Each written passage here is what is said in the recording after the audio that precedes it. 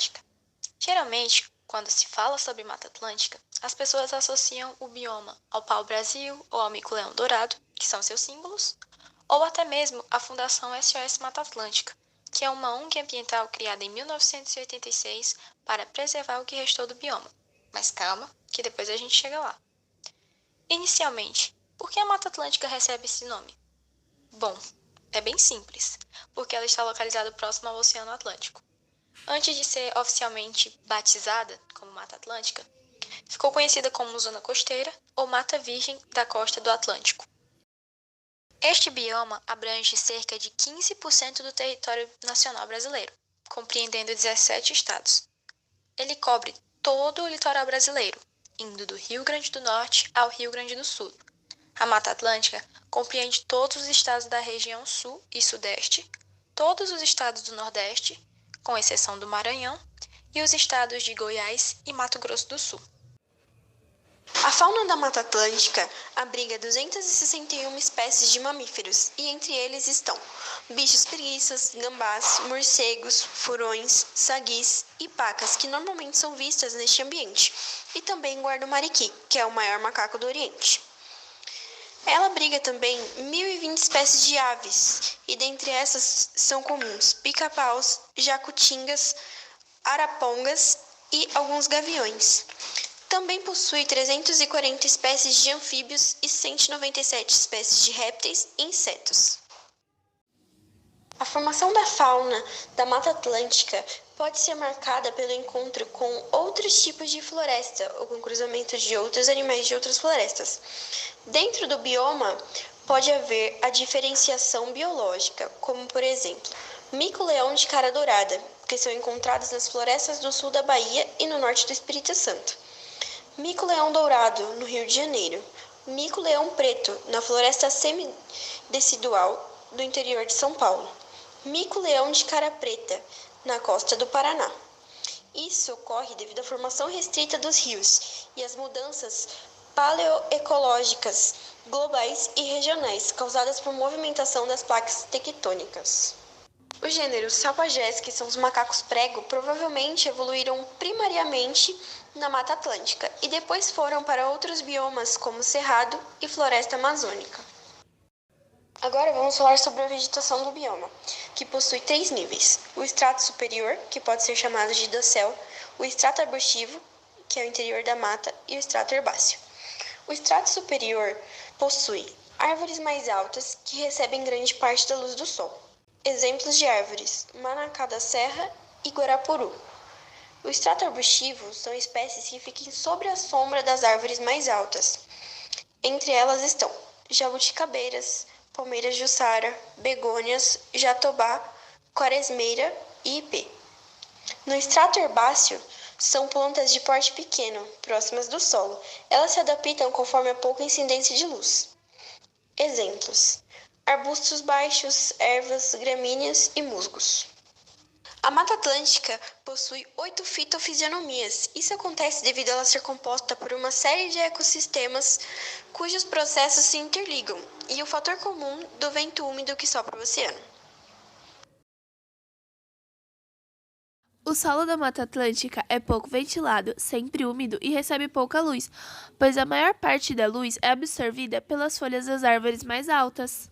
Uma curiosidade da Mata Atlântica é que ela forma uma serrapilheira. E o que seria uma serrapilheira? É como se fosse uma segunda camada por cima do solo, onde nelas vão coisas como folhas de árvores, caules, cascas de fruta e etc.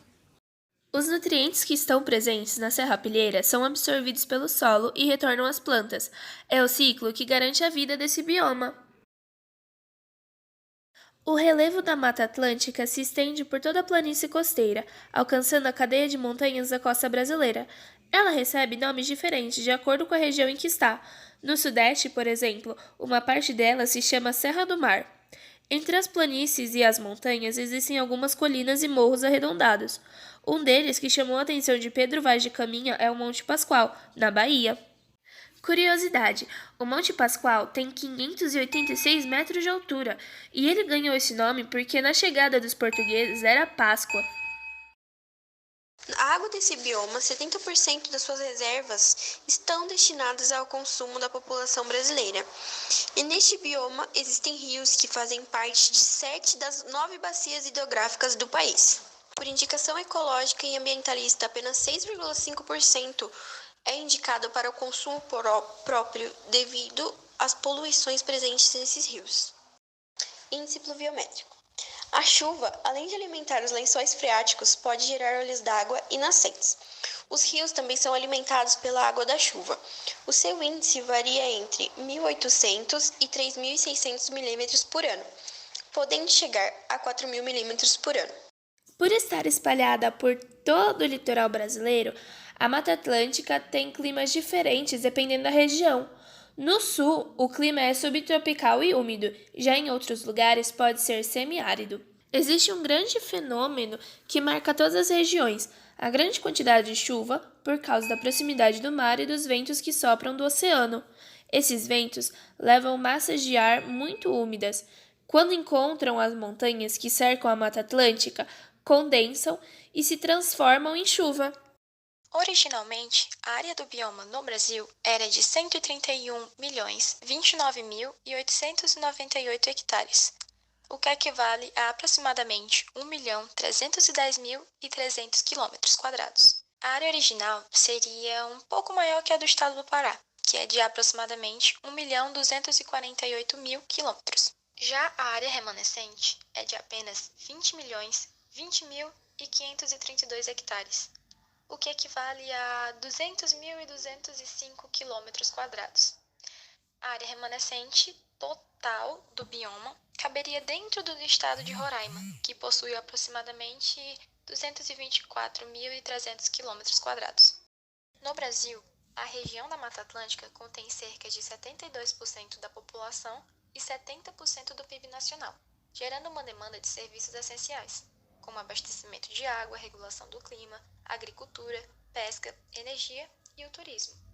Isso degradou bastante o bioma, fazendo com que hoje reste cerca de 12,4% do total da floresta, sendo no Brasil apenas 7,5%. Para preservar este pouco, algumas alternativas têm sido feitas. A Lei da Mata Atlântica é uma delas. Essa lei regulamenta a proteção e o uso de biodiversidade e recursos dessa floresta, visando assegurar direitos e deveres dos cidadãos e de órgãos públicos para explorá-la de forma consciente e sustentável, sem prejudicar seu ecossistema. Além disso, cria incentivos financeiros para a restauração dos ecossistemas, estimula doações de iniciativa privada para projetos de conservação e cria regras para exploração econômica.